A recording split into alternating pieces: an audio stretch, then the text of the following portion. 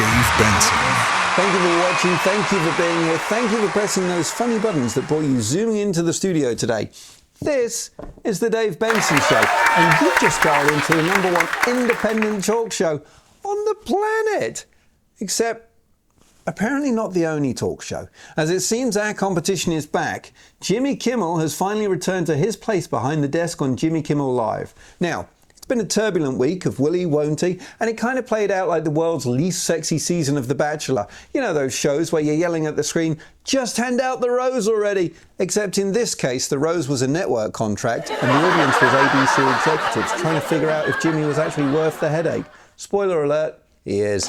He's back, and you've got to hand it to him. It takes less time to reinstate Jimmy Kimmel than it does for Netflix to decide whether you're still watching. And while that's been happening over in the States, in the UK, Gatwick Airport just got approved for a second runway, which at first sounds amazing. Twice the runways, twice the options, twice the flights. But then reality hits.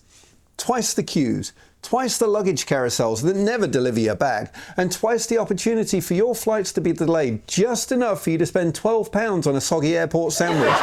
They say it's all about boosting jobs and the economy, but for most of us, it just means learning the geography of the second departure lounge. Meanwhile, the UK economy is apparently slowing down.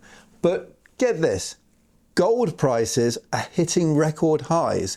That's right, growth is down, people are struggling, but the bars are shinier than ever. It's almost poetic. The country's wallets are getting thinner, but their jewellery boxes are looking like retirement plans. By Christmas, we might be walking into Tesco's, and instead of paying with cash or card, the cashier will just away your necklace and say, "That'll be one bracelet and a shiny earring, thank you." And honestly, judging by how inflation is going, that still sounds cheaper than buying a Big Mac meal. And speaking of expensive, oh boy, it's award season. The Webby Awards have opened up for their entries, which sounds glamorous. Just imagine it. Tuxedos, red carpets, acceptance speeches. But here's the catch. To even be considered, you've got to pay hundreds of dollars. It's like walking into a casino where the bouncers say, "Congratulations, you've been nominated, but please swipe your card first." And if you actually win, surprise, they charge you extra for the trophy. Nothing says recognition of your creative genius quite like an invoice. At this point, the real award isn't the golden statue, it's whoever has the highest credit limit. Let's have a look at the YouTube news.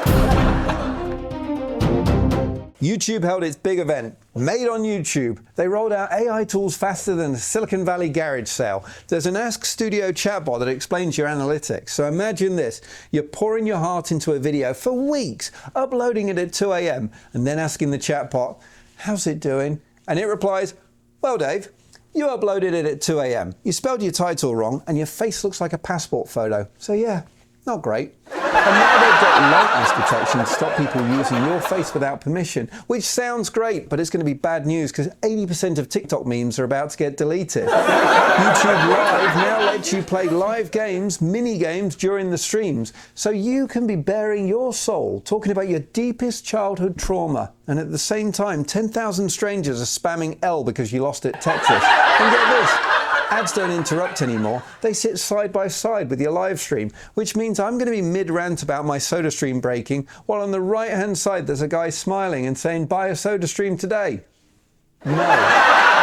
Turns out Mr. Beast, the richest YouTuber alive, is losing money on his videos. Yep, he gives away islands, builds Willy Wonka factories, buys chocolate companies, and still somehow ends up broke. Meanwhile, my latest big expense was replacing the AA batteries in my TV remote. Different lives, same YouTube algorithm. And finally, South African pasture predicted the rapture on YouTube. September 23rd, Jesus was apparently scheduled to pop down like a surprise guest on Jimmy Fallon. The hashtag rapture talk went viral, even beating Taylor Swift in searches. Think about that. The apocalypse was trending. And when it didn't happen, people were disappointed. Imagine explaining to your kids, "Sorry, son, I know you wanted eternal paradise, but Jesus got stuck in traffic." That's all that podcast news. All right, remember Ned Fulmer from the Try Guys? Yeah, the wife guy, who wasn't very wife guy after all. Well, he's back with a new podcast called Rock Bottom, which is bold. Most people hit rock bottom and call a therapist. Ned hit rock bottom and called a sound engineer. The next episode should be called Still Digging. Carolyn Calloway's Instagram's favourite scammer has a new podcast about, wait for it, scams. That's like Gordon Ramsay starting a podcast called Microwave Meals. She's rebranded her scandal into content, which is honestly a genius move. From now on, when I mess something up, I'm just going to tell people, relax, season 1. Apple Podcast added a new feature so you can now block countries from hearing your show. Finally, the power trip we've all wanted. Imagine going on stage, checking your stats and going, sorry Belgium, you're cut off. No more Dave Benson show for you. That's the closest I'll ever get to feeling like a dictator.